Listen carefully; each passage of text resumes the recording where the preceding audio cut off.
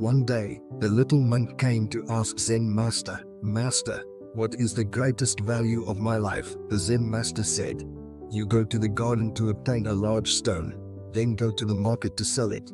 If someone asks you the price of the stone, you keep silent and just stretch out 2 fingers. If he counter offer, you do not sell and bring the stone back. Then master will tell you what is the greatest value of your life." The next day early in the morning, the little monk carried a large stone to the market to sell. A lot of people went to the market, and all the people are very curious with the stone. Then there is one housewife came over and asked, "How much are you selling for the stone?" The young monk stretched out 2 fingers. Housewife said, $2. The little monk shook his head. Housewife said, "So it is $20. Well, okay. The stone is just nice to press her salty vegetables."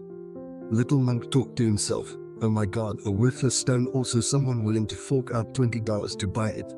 There are so many stones on the mountain." However, the little monk followed his master's instruction, did not sell the stone, and cheerfully went back to see the master. "Master, today there is a housewife willing to pay $20 to buy my stone. Master, now can you tell me, what is the greatest value of my life?" Zen master said, "Oh, no hurry. Tomorrow morning you carry the stone to the museum, and if someone asks for the price, you still stretch out 2 fingers. If he counter offer, you do not sell.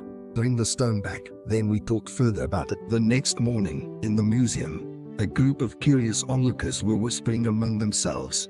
"An ordinary stone. How is it worthy to be placed in the museum? Since the stone is in the museum, it must have its value. But we still do not know it." At this moment, a person from the crowd sprang out, shouted at the little monk loudly asking, "Little monk, how much money are you selling the stone for?" The little monk did not say anything, just showed him 2 fingers. The man said, $200. The young monk shook his head. Then the person said, $2,000, then $2,000. Just what I need to carve a statue.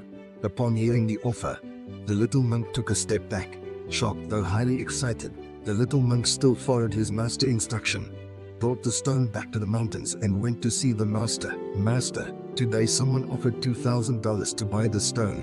This time you have to tell me what is the greatest value of my life." The Zen master laughed and said, "Tomorrow you take this piece of stone to the antique shop to sell. As usual, if someone counter offer, you bring it back. This time I definitely will tell you what is the greatest value of your life."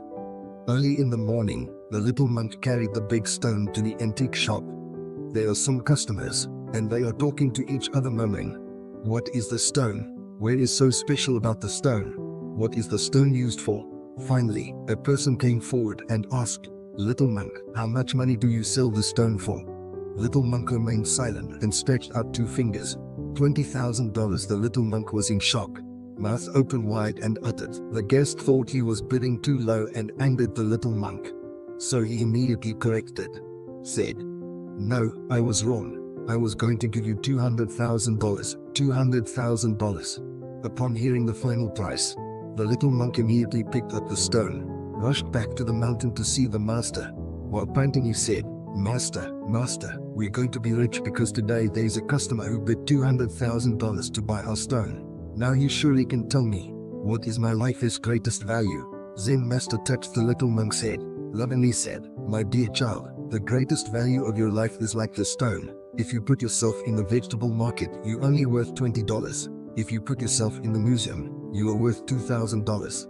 But if you put yourself in the antique shop, you value $200,000. This stone's journey in the story shows us important lessons about our self-worth and the influence of our surroundings. Just like the stone's value changed depending on where it was, how we feel about ourselves can shift in different situations. But remember, our true value doesn't change. It's just how others see us. Some might say nice things, and some might say not so nice things. The truth is, nobody knows you better than yourself. Focus on the opinions of those who truly care about you and lift you up.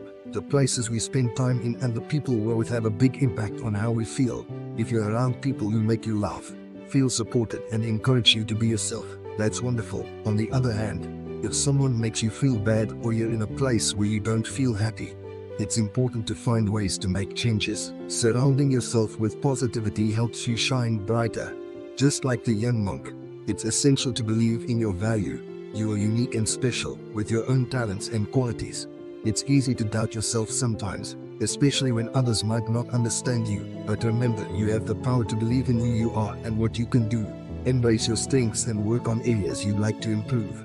Being kind, trying your best, and staying true to yourself make you extraordinary. In the story, the monk learned that his worth changed as he moved to different places.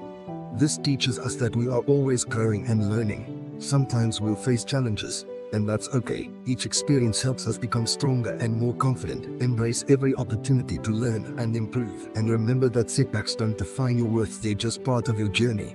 So, my young friend, just like that magical stone, your worth comes from within. You're like a rare gem, shining in your own special way. Embrace your uniqueness, believe in yourself, and surround yourself with positivity. As you go and learn, you'll discover more about your incredible value and the wonderful person you're becoming. This is La Motivaton. If you like this video, don't forget to hit the like button and subscribe for more future videos.